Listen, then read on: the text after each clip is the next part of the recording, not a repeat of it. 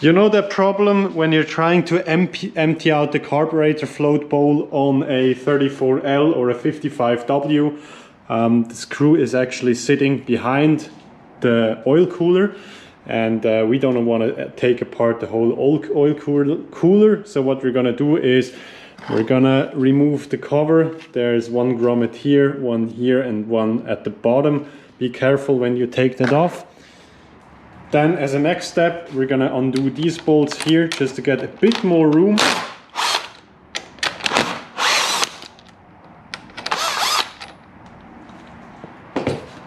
Okay.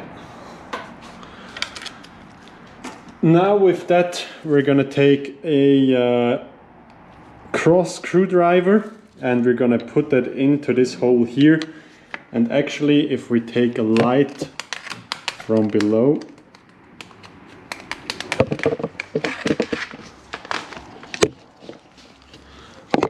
it's kind of hard to see for you.